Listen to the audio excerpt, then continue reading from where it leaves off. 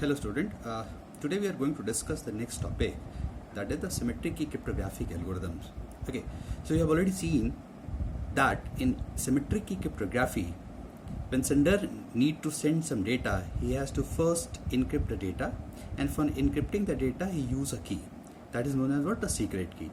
And once the receiver receive the data, he decrypt the message, and for decrypting the message they uses the same key. Okay, that is what the basic technique about the symmetric key cryptography. Okay, we'll try to understand that is what is the cryptographic algorithm which are frequently used for encryption and decryption process. So in the continuation of this, we have to first understand the symmetric key cryptographic algorithm. Since symmetric key cryptographic algorithms are one of the oldest technique which are frequently used by the pupils for exchanging their data during usually wars. Okay, so still we are using the symmetric key cryptography now a time, because now a time whatever the key, whatever the cipher text is generated is now a time complex, so it is frequently used in the network security for the security purpose. Okay, here we'll try to study the symmetric key cryptography in a two category. One is what, a traditional cipher, and another is what, a modern cipher. Traditional cipher is basically a character oriented techniques in which we try to encrypt each and every plain text character by character, while the modern text is based on the block cipher. We'll discuss these differences in the coming part of this particular lecture, but here we'll try to understand about the traditional cipher techniques. Since this technique is based on the character oriented, I have already told, and it is almost absolute now a time, still we are studying here because it will give us the path to understand how the modern cipher has adopted these technique, right? So the traditional cipher we are going to study. So to study this traditional cipher, it is actually divided again into the two categories. That is, one first is what, the substitution cipher, and another is what, the transposition cipher. Okay, substitution cipher are still divided in two categories. One is what, the mono-alphabetic cipher, and another is what, the polyalphabetic cipher. We will see each and every category one by one. So first technique is what, the substitution cipher. Okay, in the substitution cipher, a symbols or a character or a set of characters are substituted by some other characters. Like, if we'll try to understand, if the alphabet are if the symbols are alphabet, we actually replace one character or a group of character with the other character.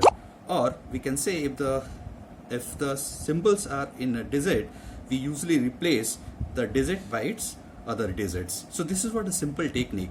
As his name suggests, it is used for substituting the characters or digit by other character and other digit. So this is the simple strategy of the substitution cipher.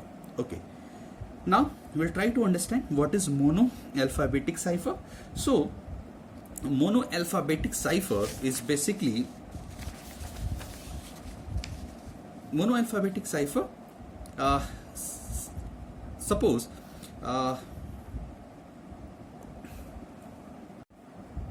okay, in a mono-alphabetic cipher, characters or a symbol in the plain text is always changed to the same character in the ciphertext regarding to of its position in the text. What it means, suppose here a word which is going to be encrypted by another word, that is what, KHOOR.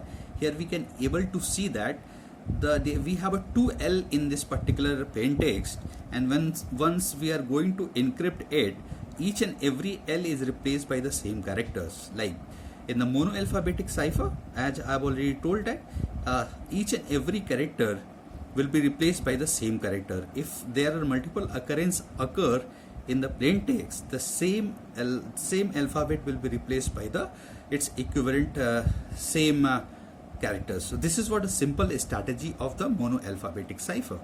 While in the polyalphabetic cipher, this is not necessary that each and every character, each and every occurrence of the character will be replaced by the same character. Here we basically each occurrence of character can have a different substitutions. Like suppose here, suppose this is what the plain text, and we are just encrypting this plain text with ABNZF. So here we are seeing that we are using two occurrence of L, and each and every L is replaced by the another character. So we can able to see that this L is replaced by the another character, and this L is replaced by the another character. So these kind of techniques basically is known as what? The polyalphabetic cipher. Okay. In the continuation of this, we have to understand another kind of cipher which are frequently used as a monoalphabetic cipher is what a shift cipher.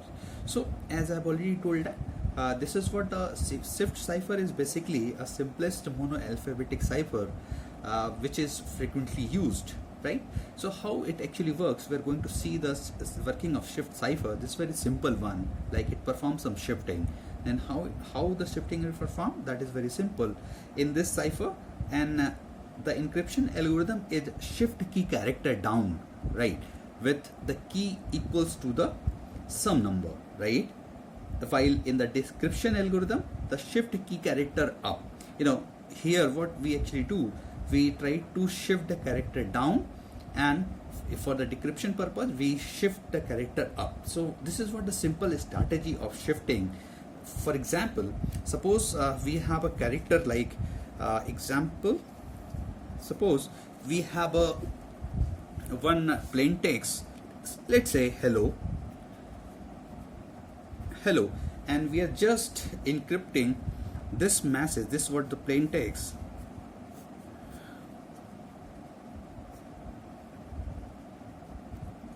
and we have a key. Suppose we have a keys is equal to 15. So once we are going to encrypt this message,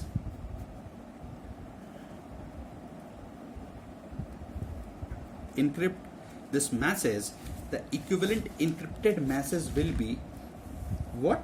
That H is added a 15 key number, and it will be what is called W. When we'll add 15 in this particular digit equivalent number, H becomes what? W. When E becomes what? T.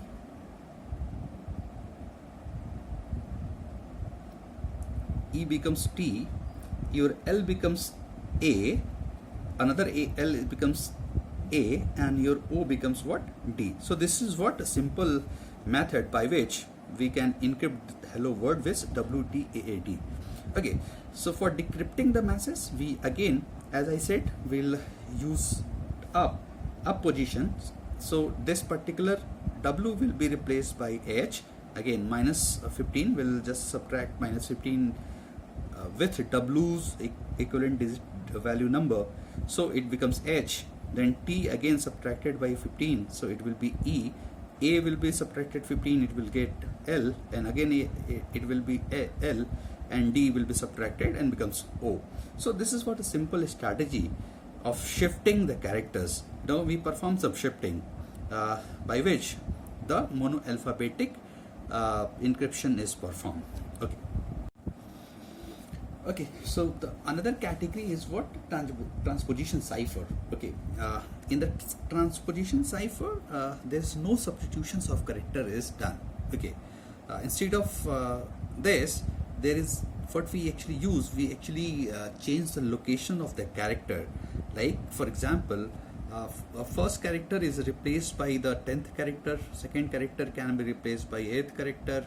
Third character can be replaced by some other positions of the characters. So this is what a simple technique by which we actually convert our plain text into ciphertext, right?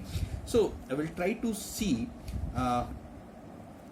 with one example. Before seeing the example, we have to first understand about the key. What kind of key is actually generated? So in this in the transposition cipher, the key is a mapping between the positions of the symbols in the plain text and the ciphertext. For example, suppose we have a plain text, let's say 2413, and its equivalent ciphertext is, let's 1 2 3 4. Okay. In the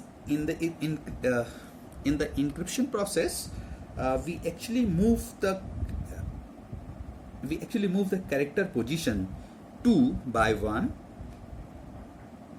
and the character at position 4 by 2, the 4 by 2, and the character position 1 by 3 and 3 by 4. So this is what a simple method of the substitution which is done, and we get the ciphertext. So here the key is what? The kind of mapping by which we can easily convert the ciphertext to plain text and plain text to the ciphertext.